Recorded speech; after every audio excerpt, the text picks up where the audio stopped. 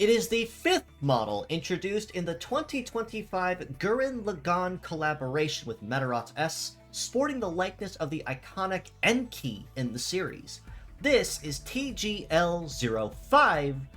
Enkiju, with an almost completely new kit of Void Shot, Spot Blow, Attack Blow, Biped Legs, and the brand new leg ability of Wild Dance, which buffs the heating and cooling of equipped melee parts for every time a melee skill is used, stacking 5 times. Now, for the Villains Week of the Gurren Lagann collaboration of 2025, Enkiju is most certainly a model that most certainly and definitely cannot be forgotten for his role in the early parts of the series, and as well as toward the end as well, with featuring upgrades.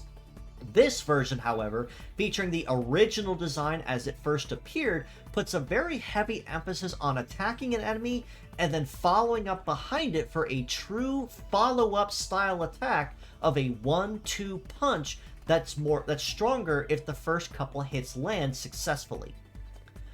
Void Shot on the head part, and the only skill not new to Enkiju's kit, is a shooting-based skill that serves basically as a reverse gravity attribute. In this case, it gets a damage plus relative to how light the target is. So if they are equipping 2 or more heavy parts, they will not be seeing a whole lot of damage added to that, but 1 or none definitely will be maximizing on that. And in a game that focuses extremely heavily on speed and lightweight, this could put a very solid and very abrupt end to any high-speed DPSs that want to try to get the first kill in the first couple turns. And Enkiju's Void Shot puts to very good use to guarantee this does not happen if he hits first. Spot Blow on the right arm is a brand new skill being introduced into the game, which features a very unique condition that, if met, is one of 2 definitions of true follow-up that Meteorot S has never seen up to this point.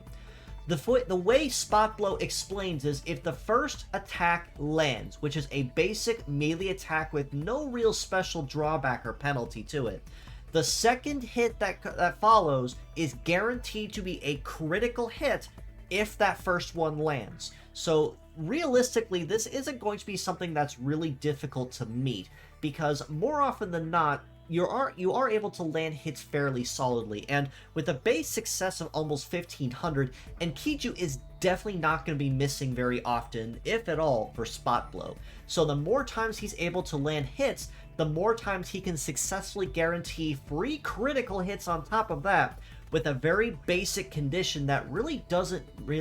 really don't have to work too hard to meet in order to put to good use. And with a high heating and cooling of the low to high 800s, means that Enkiju can fire this off extremely quickly with almost nothing getting in his way.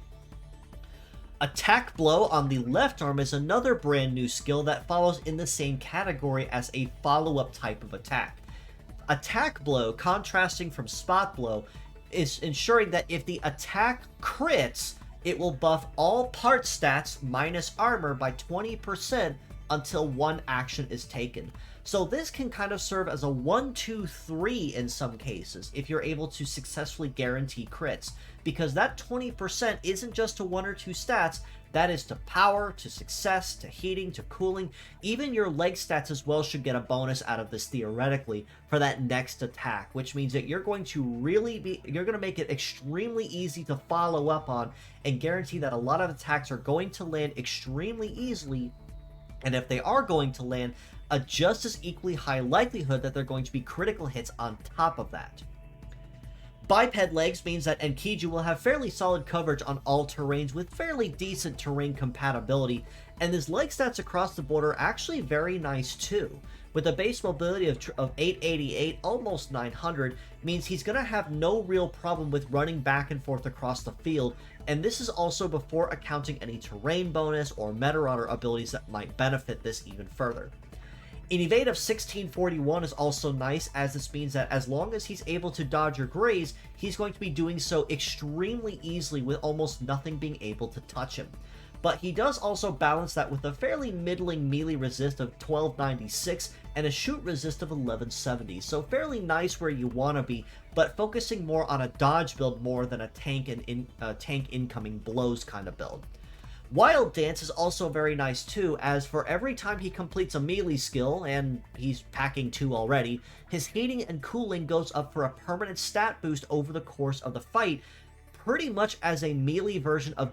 Kaiser Arc's Gear Change, for a staggering 85% bonus at a full 5 stacks, as long as he's able to keep those. In the armor department, he's packing fairly solid good numbers there as well, with a head armor of 4379, arms just barely 3900 apiece, and legs almost 4200, so very good in that category as well. So he can tank the hits, he can dodge the hits, and he can also take them fairly well without anything breaking him too easily. All this being said though, as a pure set score, I honestly have to rate Enkiju kind of a well-rounded 7.5 out of 10. For what he does fairly well. He is able to basically compound his own innate speed extremely easily, given that both arms have a very high heating of minimum high 700s to a maximum of almost 900. So he can already move fairly quickly across the field, but Wild Dance synergizes with these even more so to make him even more of a threat on the field. And unlike Kaiser Arc, whose entire shtick is catching people in heating, Enkiju's Wild Dance, or at least with his kit, does not have this weakness, so he can fire off Spot Blow or Attack Blow freely and benefit from either's condition as long as he meets them. And Void Shot also is nice, as this does give him coverage against anything that is equally lightweight against him to guarantee that he can cut them down faster than they can get back up. As mixed parts though, I do have to rate him about middle of the road, same 7.5 out of 10 for these same reasons. Wild Dance with basically any kind of melee attack you could use just as easily anywhere. Void Shot, like I said, you really don't have to worry about putting anywhere because that's very good against lack of heavy coverage, and then Spot Blow and Attack Blow anywhere for that follow-up coverage if you do need them. The only real thing you want to pay attention to and be wary of with both Spot Blow and Attack Blow are the conditions that they both require to actually get those perks. Spot Blow requiring the first hit to land, and the second hit guaranteed to crit, so you have to have 2 guaranteed hits no matter what, and Attack Blow has to be guaranteed a critical hit when attacking the enemy in question. Not terribly difficult conditions to meet, but still something to pay attention to either way if you choose to use them.